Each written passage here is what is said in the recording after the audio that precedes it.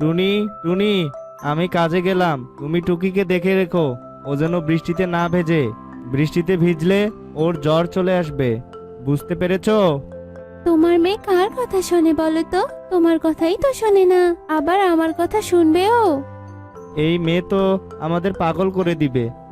এই বলে টোনা কাজে চলে যায়, আর টুকি ওর মাকে না বলে খেলতে যায়। টোনা টুনি টুকিকে যে কাজ করতে বারণ করত, টুকি সেই কাজটাই বেশি বেশি করে করত। এদিকে বনে একটার পর একটা পাখি হঠাৎ করে হারিয়ে যাচ্ছে, আর এ ব্যাপারে বনের কেউই বুঝতে পারছিল না। কালু দাদা, শুনতে পাচ্ছি বনের দক্ষিণে একটা কচু গাছ আছে, আর সেই কচু গাছে নাকি ডালিমও ধরে জানো। আর যে ওই কচু গাছের কাছে যায়, দুষ্ট ঈগল নাকি তাকে ওই দূরের একটা পাহাড়ের গুহায় নিয়ে গিয়ে বন্দি করে রাখে। তুমি কি কিছু শুনেছো কালু দাদা? হ্যাঁ শালিক, আমিও তো শুনলাম। কি হবে আমাদের বলো তো? কে আসবে আমাদের সাহায্য করতে? আমাদের সবাইকে অনেক সচেতন হতে হবে। টোনা এসব কথা শুনে তাড়াতাড়ি বাসায় চলে যায়। গিন্নি, ও গিন্নি, কোথায় গেলে? একটু এদিকে আসো তো। কি হয়েছে গো? তোমাকে এত অস্থির লাগছে কেন বলো তো? এরপর টোনা টুনিকে সেই কচু গাছের কথা খুলে বলে, আর সেখানে টুকিও ছিল। কি বলছো কি বাবা? আমার মাথাটাতে কি খারাপ হয়ে গেছে নাকি? কচু গাছে আবার ডালিম ধরে নাকি? দুষ্ট ঈগলের কথা কি বলছো? দুষ্ট ঈগল আবার কোথায় থাকে বাবা? এগুলো সব মিথ্যে বাবা, এগুলো সত্যি না। না, এগুলো সব সত্যি। আর তুই কিন্তু অনেক সাবধানে থাকবি, বুঝলি? তুই ওই কচু গাছের ধারের কাছেও যাবি না। তুই তো কারো কোনো কথাই শুনিস না। হ্যাঁ রে মা, তোর বাবা ঠিক কথাই বলেছে। তুই আর বেশি বেশি বাহিরে ঘুরিস না। বনের অবস্থা খুব খারাপ এখন। ঠিক আছে ঠিক আছে, আমায় তো বোঝাতে হবে না, আমি সব কিছু বুঝি। আমার কিচ্ছু হবে না, তোমরা এত চিন্তা করো না তো। সব সময় শুধু চিন্তা, এত ভীতু কেন তোমরা? কিচ্ছু হবে না। আস্তে আস্তে বনের সবাই ওই কচু গাছের ডালিমের কথা জানতে পারে। আসলে দুষ্ট ঈগল প্রতি পূর্ণিমার রাতে একটা করে পাখিকে বলি দিত। বনে কেউ ওই কচু গাছের আশেপাশেও যেত না। এটা পুরো বনে ছড়িয়ে গিয়েছিল। একদিন শালিকের মেয়ে ওই পথ দিয়ে বাসায় আসছিল। আরে বাহ, কি সুন্দর ডালিম পেকে আছে! কতদিন ডালিম খাইনি। এই ডালিমগুলো দেখে তো আমার জিভে জল চলে আসলো। আর আশেপাশে তো কাউকেই দেখছি না। এই সুযোগে আমি ইচ্ছে মতো ডালিম খেয়ে নেই। এই বলে শালু যেই না কচু গাছের ডালিমের কাছে যায়, তখনই শালু জ্ঞান হারায়। আর ঈগল এসে তাকে গুহায় নিয়ে গিয়ে বলি দেয়। শালু বাসায় না ফেরার কারণে শালিক অনেক কান্না করে। তারপর শালিক জানতে পারে যে তার মেয়ে শালু ওই কচু গাছের কাছে গেছিল, আর ওই ঈগল তার মেয়েকে বলি দিয়েছে। আর এই ঘটনা পুরো বনে ছড়িয়ে যায়। কেউ আর ওই কচু গাছের দিকে যেত না। দেখেছো টুনি, দেখেছো ঈগলটা কত দুষ্ট, আর ওই কচু গাছটাও কত খারাপ। হে ঈশ্বর, এভাবে যদি বনের পাখিদের বলি দেয়, তাহলে তো বনে কোনো পাখিই থাকবে না আর। হে ঈশ্বর, তুমি সহায় হও। টুকিমা, তুই একদমই ওদিকে যাবি না বলে দিলাম। শুনেছি যে ওই গাছের দিকে তাকায়, আর সে নাকি ডালিম খাওয়ার লোভে পড়ে সেখানে যায়। টুনির কাছে এসব কথা শুনে টুকির আগ্রহ বেড়ে যায়। আর টুকি মনে মনে ভাবতে থাকে, কি আছে ওই কচু গাছে? আমি তো যাবই যাব। দেখি আমার কি হয়। আমি জানি আমার কিচ্ছু হবে না। ওই দুষ্ট ঈগল আমার কিছুই করতে পারবে না। দুষ্ট ঈগলকে ভীতু বানিয়ে আমি ওখান থেকে দৌড়ে ছুটতে চলে আসবো। ও আমার কিছুই করতে পারবে না। এসব বলে টুকি সুযোগ বুঝে ওই কচু গাছের দিকে রওনা দেয়। এক পর্যায়ে টুকি দেখতে পায় সেই কচু গাছটা। কচু গাছে কি সুন্দর ডালিম ধরে আছে। ওই তো গাছটা। ইস, কত সুন্দর সুন্দর ডালিম পেকে আছে। আমি ডালিম খাবো, ডালিম খাবো। কতদিন থেকে ডালিম খাই না। বাবা তো আমাকে ডালিম কিনেই দেয় না। এই বলে যেই টুকি ডালিম পাততে যাবে, হাতে সাথেই টুকি অজ্ঞান হয়ে যায়। আর ঈগল এসে টুকিকে পাহাড়ের গুহায় নিয়ে যায়। এই সব কিছু কালো কাক লুকিয়ে লুকিয়ে দেখছিল। আর কালো সাথে সাথে টোনাকে গিয়ে সব ঘটনা খুলে বলে। হায় হায়, এখন কি হবে? ঈগল তো অনেক শক্তিশালী, আমরা কেউই তো ওর সাথে শক্তিতে পারবো না। কিভাবে আমার মেয়েটাকে ওই দুষ্ট ঈগলের হাত থেকে বাঁচাবো? হাই হাই টোনা, এখন কি হবে বলো তো? তবে কি আমার মেয়েটাকে আর বাঁচাতে পারবো না? টোনা আর টুনির কান্না দেখে বনের সবাই কান্না করতে থাকে। তখন সেখানে একটা মায়াপরি আসে। তোমরা কান্না করো না, আমি ওই দুষ্ট ঈগলের দুষ্টমি সব দেখেছি। এবার ওর ধ্বংসের পালা। আমি তোমাদের বলছি কিভাবে তোমরা ওই ঈগলকে মারতে পারবে। মায়াপরি টোনাকে সব বলে আর একটা বোতল ভর্তি জল দেয়। এই বোতলের জল ওই ঈগলের উপর দিলে ঈগল মারা যাবে। ঈগল মারা গেলে ওই কচু গাছও আর এই বনে থাকবে না। কচু গাছও মারা যাবে। কচু গাছের ডালিমের আগ্রহে ওপাশে আর কেউ যাবেও না, আর কেউ অদৃশ্য হবে না। এই বলে মায়াপরি সেখান থেকে চলে যায়। অন্যদিকে ঈগল টুকিকে বলি দেওয়ার প্রস্তুতি নেয়। ঈগল যখনই টুকিকে বলি দিতে যাবে, তখনই টোনা পেছন থেকে বলে ওঠে, দাঁড়া দুষ্ট ঈগল, আজ থেকে তোর খেলা শেষ। বাঁচতে চাইলে আমার মেয়েকে ছেড়ে দে বলছি। এই বলে টোনা বোতল থেকে জল বের করে ঈগলের গায়ে দেয়। ঈগল সাথে সাথে মারা যায়। এদিকে ঈগল মরে যাওয়ার সাথে সাথে কচু গাছটিও মারা যায়। এরপর কিছুক্ষণ পরেই টুকির জ্ঞান ফিরে আসে। বাবা, আমাকে মাফ করে দাও বাবা। আমি আর কোনোদিন তোমাদের কথার অবাধ্য হব না বাবা। আমাকে মাফ করে দাও, আমি আমার নিজের ভুল বুঝতে পেরেছি বাবা। চলো বাবা, বাড়ি যাই। দেখেছিস মা, বড়দের কথা না শুনলে কি হয়। আর কখনো বড়দের কথার অবাধ্য হবি না। চল এবার বাসায় চল। এরপর ওরা বাসায় চলে যায়। ঈগলের মৃত্যুতে বনের সবাই অনেক সুখে শান্তিতে বসবাস করতে থাকে। তো বন্ধুরা, দেখলে তো বড়দের কথা অমান্য করলে কি হয়। তাই আমরা কখনো বড়দের কথা অমান্য করব না। বড়রা আমাদের যে কাজ করতে বলবে আমরা সে কাজই করব। আর যে কাজ করতে নিষেধ করবে সেটা আমরা কখনো করব না। নইলে আমাদের টুকির মতোই অবস্থা হবে। বুঝতে পেরেছো?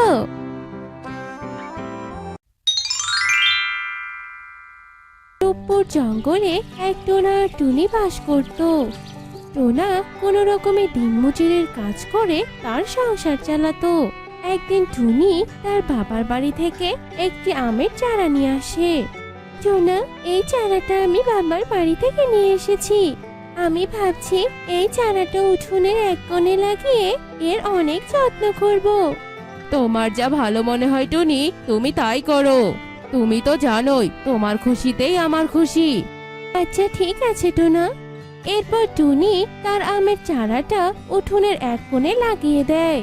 এরপর থেকে সারা দিন টুনি ওই আম গাছটির যত্ন করতে থাকে। এভাবেই এক দু একটা করে দিন পার হতে থাকে। আর ছোট্ট আম গাছটাও দিন দিন বড় হতে থাকে। আম গাছ, তুই একটা করে দিন পাড়ি দিয়ে বড় হচ্ছিস। আর আমি যেন তোর মাঝে আমার নতুন প্রাণ দেখতে পাচ্ছি। তখনই টোনা বাড়িতে ফিরে আসে। আর টুনিকে একা একা কথা বলতে দেখে টোনা বলে, কি গো টুনি, এখানে একা একা কি বিড়বিড় করছো? টুতে টুতে ধরলো নাকি তোমাকে? না গো, তা নয়। দেখোই না, এই আম গাছটা যত বড় হচ্ছে আমি আমার মনের ভিতর ততই প্রশান্তি পাচ্ছি। মনে হচ্ছে এই আম গাছের সাথে আমার নিবিড় সম্পর্ক আছে। বুঝতে পেরেছি, তাহলে এই আম গাছই তোমার মাথা খেয়েছে। আচ্ছা, ওসব এখন বাদ দাও তো, আমাকে জলদি খেতে দাও। আমার বড্ড ক্ষুধা লেগেছে। আচ্ছা তুমি বসো, আমি তোমার জন্য খাবার নিয়ে আসছি। এরপর টুনি টোনাকে খেতে দেয়। এরপর খাওয়া শেষে টোনা নিজের কাজে চলে যায়। তারপর টুনি আবার তার আম গাছের কাছে যায়। ও আম গাছ, কেমন আছো তুমি? তোমার মনটা বুঝি খুব খারাপ? টুনির কথা শেষ হতে না হতেই আম গাছটি কথা বলে ওঠে। হ্যাঁ গো, আমার মন খারাপ। ও মা, তুমি কথা বলতে পারো? তা তোমার মনটা কেন খারাপ গো? হ্যাঁ গো, আমি কথা বলতে পারি। আমার মন খারাপ কেন শুনবে? শোনো তবে। তোমার মা যখন বেঁচে ছিল তখন বীজ হিসেবে আমাকে ঘরের পাশে রোপণ করেছিল, কিন্তু অতিরিক্ত রোদ বৃষ্টির কারণে আমি বীজ থেকে বেড়ে উঠতে পারিনি। কিন্তু তোমার মা মারা যাবার পর আমি ধীরে ধীরে বড় হতে থাকি।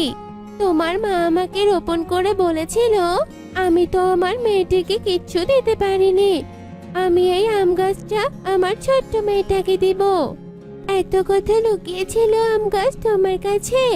জানো তো, তোমাকে যখন প্রথম তুলে নিয়ে এলাম তখন আমার মায়ের কথা খুব মনে পড়েছিল। তুমি আমার মায়ের হাতে স্মৃতি বলে হয়তো এমনটা লেগেছিল। হ্যাঁ গো মা, আমি তোমার কাছে আসতে পেরে নিজেকে ধন্য মনে করেছি, কিন্তু আমার অনেক যত্ন করবে, আমাকে একদম দূরে ঠেলে দিবে না, কেমন? আচ্ছা ঠিক আছে, তুমি আমার মায়ের হাতে স্মৃতি হওয়ার কারণে আমি তোমাকে এখন থেকে গাছমা বলেই থাকবো। তুমি কি তাতে রাগ করবে? রাগ করবো কেন পাগলি মেয়ে? তুমি আমাকে মা বলে ডাকলে আমি অনেক খুশি হব জানো। এরপর থেকে টুনি আম গাছকে গাছমাতা বলেই ডাকতে থাকে। ওদিকে দেখতে দেখতে অনেকগুলো দিন পেরিয়ে যায় আর ছোট্ট আম গাছ অনেক বড় হয়ে যায়। এরপর আম গাছ ফুল দেয় আর ফুল থেকে অনেকগুলো ফল হয়। আর এত ফল হয় যে সেগুলো টুনি আর টুনা বিক্রি করে অনেক টাকা লাভ করে। তবুও টুনি, তোমার এই আম গাছটা তো দেখছি আমাদের ভাগ্যের সহায়, আমাদের অবস্থার পরিবর্তন ঘটিয়েছে। হ্যাঁ গো, ভাবছি যতগুলো টাকা জমিয়েছে সেগুলো দিয়ে সুন্দর একটা বাড়ি বানাবো। আচ্ছা ঠিক আছে টুনি, তাই হবে। এরপর টোনা আর টুনি তাদের জমানো টাকা দিয়ে সুন্দর একটা বাড়ি বানায়। এদিকে গাছে টুকিটাকি যেগুলো আম আছে সেগুলো বিক্রি করে তাদের সংসার চালায়। এত তাড়াতাড়ি বড়লোক হওয়াতে বিষয়টা কালু কাকের নজরে পড়ে। আর কালু মনে মনে ভাবে, এই টোনা আম বিক্রি করে এত তাড়াতাড়ি এত বড়লোক হয়ে গেল। ইস, আমার যদি এমন একটা আম গাছ থাকতো তাহলে আমিও অনেক বড়লোক হয়ে যেতাম। কালু এসব ভাবতে ভাবতে নিজের কাজে মন দেয়। এদিকে দেখতে দেখতে অনেকগুলো দিন কেটে যায়। আম গাছ দিন দিন বৃদ্ধ হয়ে যায় ও আম দেওয়ার ক্ষমতাও হারিয়ে ফেলে। গাছমা, তোমার তো অনেক বয়স হয়েছে, তাই তোমার দাঁড়িয়ে থাকতে অনেক কষ্ট হচ্ছে, তাই না গো? না পাগলি মেয়ে, আমার দাঁড়িয়ে থাকতে কোনো কষ্ট হয় না, শুধু এটা ভেবেই কষ্ট হয় যে তোমাদের আমি আর আম দিতে পারবো না, আর তোমরা আম বিক্রিও করতে পারবে না। তোমরা গরিব হয়েই থাকবে, এজন্য খুব কষ্ট হয়। এতে আমার কোনো দুঃখ নেই গাছমাতা, তুমি শুধু বেঁচে থাকো, আমি তাতেই অনেক খুশি। টুনি আর গাছ এভাবেই গল্প করছিল। এদিকে কালুর মাথায় এক শয়তানি বুদ্ধি চলে আসে। আমি যদি এই টুনির আম গাছটিকে মেরে কেটে অল্প দামে কাঠগুলো কিনে নিতে পারি, এরপর সেগুলো বেশি দামে বিক্রি করি, তাহলে আমার অনেক টাকা লাভ হবে। এর জন্য আমাকে টোনার মাথাটা খেতে হবে। টোনার মাথায় এমন কুবুদ্ধি দেব না, দাঁড়া দেখাচ্ছি মজা। এই বলে কালু টোনার কাছে যায় আর টোনাকে গিয়ে বলে, আরে টোনা দাদা, শুনলাম তোমাদের আম গাছটা নাকি বৃদ্ধ হয়ে গেছে, এখন আর আম দিতে পারছে না। আমি বলি কি, তুমি গাছটাকে কেটে বিক্রি করে দাও, আর বিক্রি করলে কাঠের জন্য বেশ টাকা পাবে। আর এভাবে বৃদ্ধ আম গাছটাকে ফেলে কি লাভ বলো? কোনো তো লাভ হচ্ছে না, ও তো কোনোদিন আমও দিতে পারবে না, বেকার বেকার জায়গাটা দখল করে রাখছে।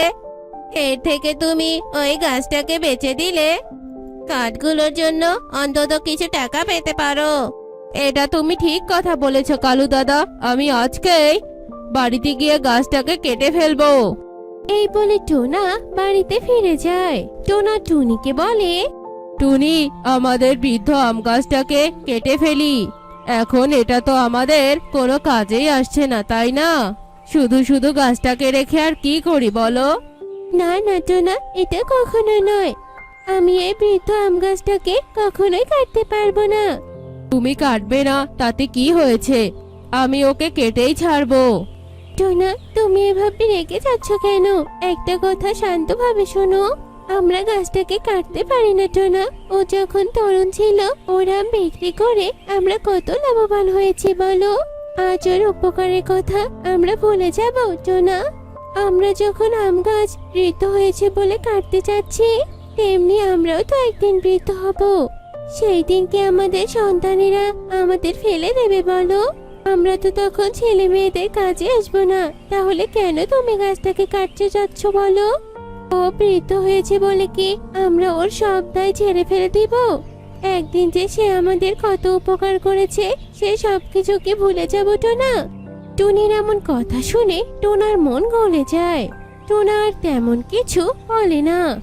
তখন আম গাছ টুনি আর টোনাকে ডাকে। এরপর তারা আম গাছের কাছে যায়। এরপর গাছ ওদের বলে, এই দেখো, আমার বীজ পড়ে এখানে নতুন চারা গজিয়েছে। এই চারা দিয়ে তোমরা আবারও তোমাদের ভাগ্য ফেরাতে পারো। হ্যাঁ গাছমা, তুমি একদম ঠিক বলেছ। আমরা তোমার এই ছোট্ট চারা গাছের অনেক যত্ন করব আর একে আমরা বড় করে তুলবো। এরপর থেকে টোনা টুনি নতুন ছোট্ট চারা গাছের যত্ন নিতে থাকে। ধীরে ধীরে ছোট্ট আম গাছটা অনেক বড় হয়। আর সেই নতুন ছোট্ট আম গাছটার আম বিক্রি করে টোনা আর টুনি তাদের সংসার চালাতে থাকে। তো বন্ধুরা, আজকে আমাদের গল্পটি তোমাদের কাছে কেমন লেগে তা কমেন্টে জানাতে ভুলো না কিন্তু। শিমুলপুর বনে টোনা তার স্ত্রী টুনি ও তার বৃদ্ধ বাবা রাজু টোনাকে নিয়ে থাকতো। টোনা ছিল অনেক অলস। সে কোনো ধরনের পরিশ্রমী কাজ করতে পারত না। টোনা সারাদিন শুয়ে বসে দিন কাটাচ্ছিল। টোনার বাবা অসুস্থ হয়ে পড়ছিল দিন দিন। একদিন রাজু টোনা টুনিকে ডেকে বলে, বৌমা, টোনা কোথায়? হ্যাঁ বাবা বলুন, কিছু লাগবে আপনার? জল দেব আপনাকে? না মা, আমার কিছু লাগবে না। আসলে মা, তোমাকে একটা জরুরি কথা বলার ছিল। আমার এই অলস ছেলেকে ঠিক করতে করতে আমি বৃদ্ধ হয়ে গিয়েছি, কিন্তু আমি আমার এই অপদার্থ ছেলেকে ঠিক করতে পারিনি। আমার মনে হয় আমি বেশি দিন আর বাঁচবো না। এখন আমার মনে হচ্ছে আমার ছেলের ঘাড়ে কোনো অলস ভূত ভর করেছে। এখন ওর মাথার ভূত ছাড়ানোর দায়িত্ব তোমার মা। মা, তুমি আমাকে কথা দাও, তুমি আমার ছেলেকে পরিশ্রমী করে তুলবে। বাবা, আপনি কোনো চিন্তা করবেন না। আমি যথাসাধ্য চেষ্টা করব ওনাকে পরিশ্রমী বানানোর। যাক বাবা, বাঁচলাম। এখন আমি শান্তিতে শেষ নিঃশ্বাস ত্যাগ করতে পারবো। দেখতে দেখতে বেশ কিছুদিন কেটে যায়। আর বেশ কিছুদিন পর টোনার বাবা অসুস্থ হয়ে যায় আর মারা যায়। আর টোনার বাবার ইচ্ছে মতো টুনি কাজ করতে থাকে। একদিন টুনি ভাবে, আমি কিভাবে টোনাকে পরিশ্রমী করতে পারবো? আমার মাথায় তো কোনো বুদ্ধি আসছে না। পেয়েছি, আমি যদি টোনাকে জমির কাজে সাহায্য করি তাহলে নিশ্চয়ই টোনা আমার কাজে সাহায্য করতে আগ্রহী হবে। যাই, গিয়ে টোনাকে ঘুম থেকে ডেকে তুলি। এই বলে টুনি টোনাকে ঘুম থেকে জাগাতে চলে যায়। টোনা, এই টোনা, তুমি আর কত ঘুমাবে বলো তো? এখন ঘুম থেকে ওঠো, মাঠে কাজে যেতে হবে। এত সকাল সকাল ডাকছো কেন বলো তো? এতদিন বাবার জন্য ঠিকমতো শান্তিতে ঘুমাতে পারিনি, আর এখন তুমি শুরু করে দিয়েছো। আমি আর একটু ঘুমাবো টুনি। টোনা, ওঠো না টোনা, তোমার জন্য একটা সুখবর আছে। যদি সুখবরটা শুনতে চাও তাহলে তাড়াতাড়ি উঠে পড়ো। এই আমি উঠেছি, এবার বলো কি সুখবর? আজ থেকে আমিও তোমার সাথে জমিতে যাব আর তোমার সাথে কাজ করব। চলো এবার টোনা। এরপর থেকে টুনি টোনার সাথে জমিতে কাজ করতে শুরু করে। টুনি প্রতিদিন সকালবেলা টোনাকে নিয়ে জমিতে কাজ করতে যেত, কিন্তু সামান্য কাজ করার পরই টোনা বিরক্ত হয়ে যেত আর সেখানেই ঘুমিয়ে পড়তো। আর বেচারি টুনি একাই পরিশ্রম করত। এইভাবে বেশ কিছুদিন কেটে যায়। একদিন টুনি আবারও ভাবতে থাকে, না না, টোনাকে তো কিছুতেই পরিশ্রমী করা যাচ্ছে না। ভেবেছিলাম একসাথে কাজ করলে টোনার হয়তো কাজে আগ্রহ বাড়বে, কিন্তু এতেও তো কোনো লাভ হচ্ছে না। আমাকে অন্য কোনো উপায় ভাবতে হবে। টুনি ভাবতে থাকে যে কিভাবে টোনার অবস্থার উন্নতি করা যায়। একদিন বনের রাজা সেনাপতি ঘোষণা দেয়, শোনো শোনো শোনো, জঙ্গলের সব প্রজারা, আগামীকাল রাজা বিনামূল্যে সবাইকে ফসলের বীজ দেবে। আগামীকাল রাজপ্রাসাদে গিয়ে সবাই বিনামূল্যে ফসলের বীজ নিয়ে আসবেন। টুনি এই ঘোষণা শুনে টোনার কাছে যায়। টোনা, টোনা শুনছো? আগামীকাল রাজা মশাই সব কৃষকদের ফসলের বীজ বিনামূল্যে দেবেন। সত্যি বলছো? বিনামূল্যে নাকি আবার কোনো টাকা নেবে? না না, কোনো টাকা নেবে না, একদম ফ্রিতে বীজ দেবে। বিনামূল্যে ফসলের বীজ দেওয়ার কথা শুনে টোনার চোখে মুখে খুশির রেওয়াজ দেখা যায়, আর টুনি সেটা খেয়াল করে। পরের দিন সকালবেলা টোনা বীজ নেওয়ার আনন্দে ঘুম থেকে ওঠে। কি ব্যাপার টোনা, আজকে সূর্য কোন দিকে উঠেছে যে তুমি এত সকালে ঘুম থেকে উঠেছো? টুনি, তোমার কি মনে নেই যে আজকে রাজামশাই বিনামূল্যে ফসলের বীজ দেবে? আমি বীজ নিতে গেলাম। আরে, হাত মুখ ধুয়ে তো যাও, আর এত সকালে তো মনে হয় কেউ আসেনি। কিন্তু টোনা টুনির কোনো কথা না শুনেই বীজ নিতে চলে যায়। টোনার বিনামূল্যে বীজ নেওয়ার কথা শুনে টুনির মাথায় একটি বুদ্ধি আসে। বেশ কিছুক্ষণ পর টোনা অনেকগুলো ফসলের বীজ নিয়ে বাড়িতে আসে। টুনি, দেখো কতগুলো বীজ বিনামূল্যে দিয়েছে। আজকে আমি অনেক খুশি হয়েছি টুনি। টুনি, তুমি জানো আমি বীজ নেওয়ার জন্য সবার প্রথমেই দাঁড়িয়েছিলাম। টুনি টোনার প্রত্যেকটা কথা মনোযোগ দিয়ে শোনে আর মনে মনে বলে, টোনার এই খুশিটা আমাকে কাজে লাগাতে হবে, তবেই টোনার অলসতা দূর করা যাবে। পরের দিন টুনি টোনাকে বলে, টোনা জানো, রাজামশাই আজকে আবারও ঘোষণা দিয়েছে। কি ঘোষণা দিয়েছে টুনি? রাজামশাই কি আবারও ফ্রিতে বীজ দেবে নাকি অন্য কিছু? না না, রাজামশাই এবার ফ্রিতে বীজ দেবে না, এবার গরু দেবে। কি বলছো কি? এটা তো আরো অনেক ভালো খবর টুনি। কবে দেবে বলো বলো, আর কোন জায়গায় দিবে বলো? জানো তো না, গরু পাওয়া এত সহজ নয়। রাজামশাই ঘোষণা দিয়েছে যে কৃষক আগামী 3 মাসে সবচেয়ে ভালো ফসল ফলাতে পারবে তাকেই গরু দেবে। ও, এই ব্যাপার। এটা তো খুব সহজ কাজ। আমি রাজামশাইয়ের গরু জিতবই জিতবো। এটা সহজ কাজ নয় টোনা, ভালো করে ফসল না ফলালে তো গরু পাওয়া যাবে না। আর তুমি তো কোনো কাজ করতেই চাও না, তাহলে আমরা কিভাবে গরু পাবো বলো তো? আমি আজ থেকে প্রচুর পরিশ্রম করব আর গরু জয় করবই করব। তুমি দেখো টুনি, একবার এত কষ্ট করে ফসল ফলালে আমি তো ভালো গরু পাবো, সেটা আমার ভাবতে তো ভীষণ খুশি লাগছে। তারপর থেকে টোনা প্রতিদিন তার জমিতে কাজ করতে থাকে। টোনা জমিতে হাল চাষ করে, পানি দেয় আর সব একাই করতে থাকে। নিয়মিত সে প্রতিদিন জমির পরিচর্যা করত। ধীরে ধীরে টোনার জমি ফসলে ভরে ওঠে। একদিন টোনা আর টুনি ওদের জমির পাশে দাঁড়িয়ে কথা বলছিল। টুনি, দেখো আমাদের জমিতে কত সুন্দর সুন্দর সোনালী ধান ফলেছে। এখন শুধু ধানগুলো পাকার অপেক্ষা। টোনা, সারা বনে সবার থেকে আমাদের ফসল সব থেকে ভালো হয়েছে, তার মানে তুমি হবে রাজামশাইয়ের গরু বিক্রেতা। টুনি, আমি ভাবছি কি আমাদের এসব ফসল আমি শ্রমিক দিয়ে কাটাবো। এত সব ফসল আমি একাই তো কাটতে পারবো না। টোনার এমন কথা শুনে টুনি মনে মনে বলে, বুঝেছি, তোমার ঘাড়ে আবারও আলসেমির ভূত চেপেছে। তোমার ভূত তাড়ানোর বুদ্ধিও আমার জানা আছে। কি হলো টুনি, কি ভাবছো? কিছু বলছো না যে? আমার কথার উত্তর দাও। তুমি শ্রমিক দিয়ে ফসল কাটাবে তো বেশ, কোনো সমস্যা নেই, কিন্তু তুমি তো আর রাজামশাইয়ের গরু জিতবে না, কারণ রাজামশাই যে শর্ত দিয়েছে নিজের জমির কাজ নিজেকেই করতে হবে। এখন তুমি ভাবো তুমি কি করবে? না না, এত দূর এসে আমি বিনামূল্যের গরুটা হাতছাড়া করতে পারবো না। আমি নিজেই কাটবো আমার ফসল।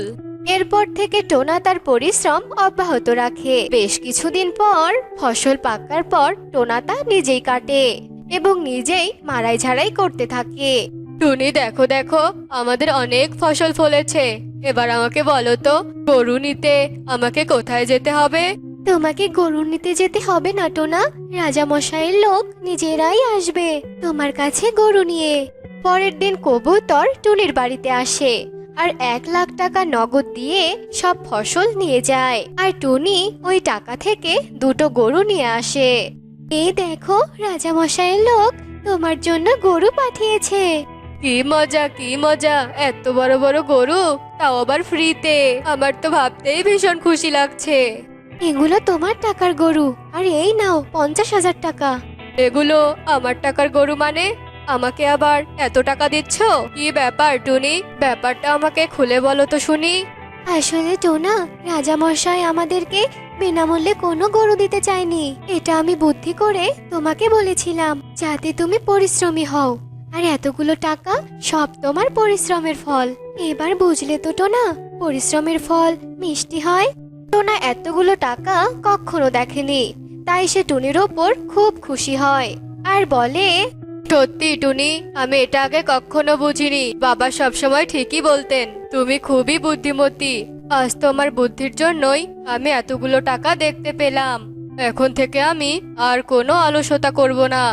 আমি অনেক পরিশ্রমী হব আর অনেক ধনীও হব টুনি। টুনির বুদ্ধিমত্তার কারণে টোনা অলস থেকে পরিশ্রমীতে পরিণত হয় আর ওরা অনেক সুখে শান্তিতে দিন কাটাতে থাকে।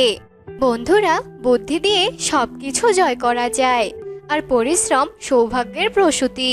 পরিশ্রম করলে সুখ আসবেই। আমাদের গল্পটি তোমাদের কাছে কেমন লেগেছে তা কমেন্টে জানাতে ভুলো না কিন্তু।